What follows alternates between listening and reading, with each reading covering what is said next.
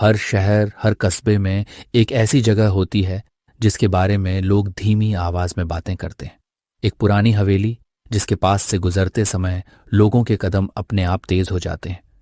इस हवेली की कहानी भी कुछ ऐसी ही थी। सालों से बंद पड़ी, दीवारों पर सीलन जमी हुई, आंगन में उगी हुई झाड़ियां और रात होते ही गूंजती रहस्यमयी फुसफुसाहटें। लोग कहते थे कि यहां अजीब अजीब आवाजें सुनाई देती हैं, लेकिन असली रहस्य उन आवाजों में नहीं, बल्कि इंसानी दिमाग में छिपा था। क्योंकि डर, अगर उसे सही तरीके से पेश और पैक किया जाए, तो वह सिर्फ एक भावना नहीं रहता, वो एक ऐसा उत्पाद बन जाता है जिसे आसानी से बेचा जा सकता है। हवेली की भूतिया छवि एक दिन में नहीं बनी थी। ये कई वर्षों की अफवाहों, अधूरी घटनाओं और बढ़ा चढ़ाकर सुनाई गई कहानियों का परिणाम थी। किसी ने कहा कि यहां एक जमींदार की रहस्यमयी मृत्यु हुई थी। किसी ने दावा किया कि रात के 12 बजे ऊपर वाली खिड़की में सफेद साया दिखाई देता है। सच्चाई कितनी थी, ये कोई नहीं जानता था। लेकिन व्यापार की दुनिया में धारणा, परसेप्शन अक्सर वास्तविकता, रियलिटी से कहीं अधिक शक्तिशाली होती है। और यही धारणा आगे चलकर इस हवेली की सबसे बड़ी संपत्ति बन गई। जहां बाकी लोग समस्या देख रहे थे, वहीं एक स्थानीय उद्यमी ने अवसर देखा।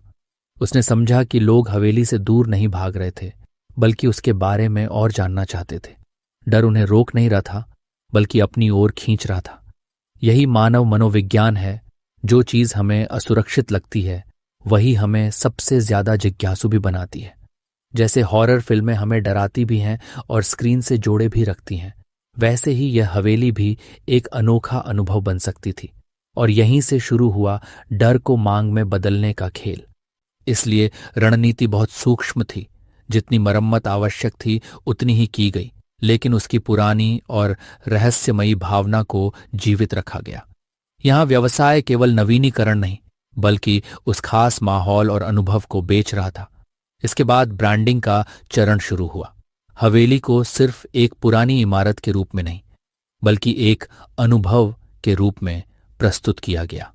उसका नाम, टैगलाइन और दृश्य सामग्री, विजुअल्स इस तरह तैयार किए गए कि लोगों को लगे वे केवल एक जगह देखने नहीं, बल्कि एक कहानी के भीतर प्रवेश करने जा रहे हैं।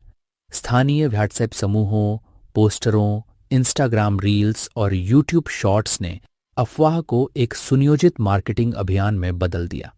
जो बातें पहले चाय की दुकानों पर धीरे धीरे फुसफुसाकर कही जाती थीं, वही अब लोगों की जिज्ञासा जगाने वाले प्रचार का हिस्सा बन चुकी थीं। और फिर आया सबसे सीधा सवाल, पैसा कहां से आएगा? जवाब था टिकटिंग।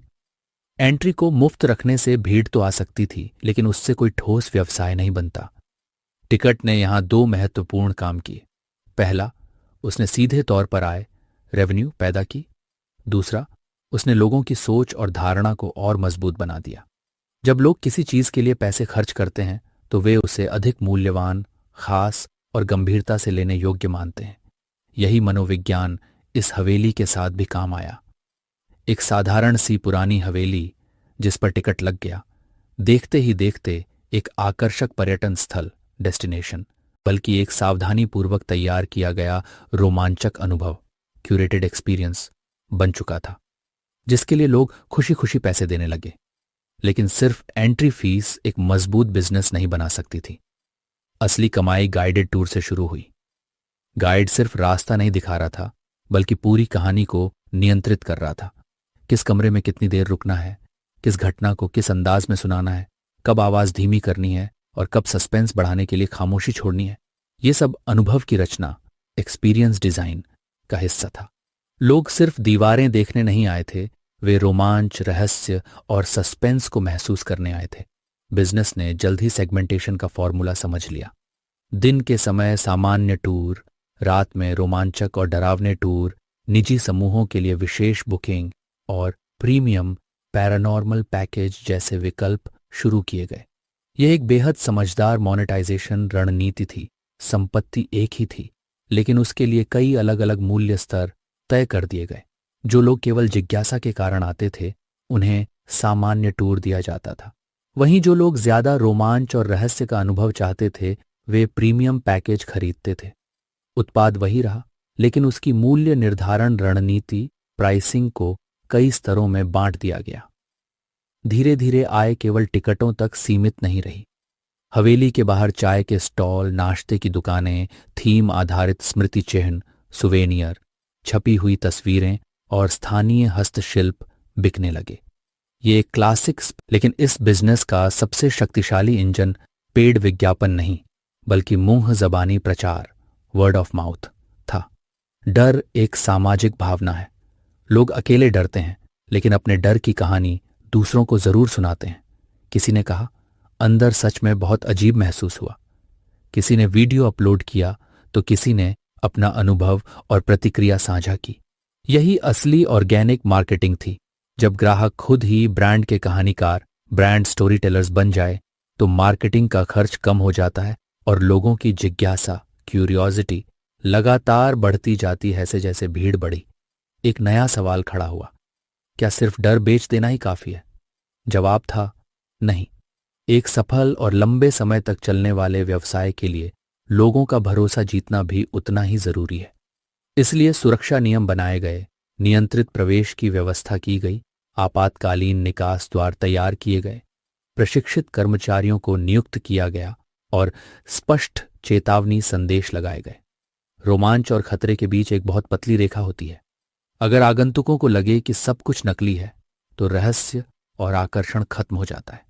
लेकिन अगर सुरक्षा का ध्यान न रखा जाए, तो पूरा व्यवसाय ही खतरे में पड़ सकता है। अब सबसे बड़ा सवाल सामने आता है, क्या फियर बेस्ड बिजनेस एथिकल है? इसका जवाब इतना सरल नहीं है।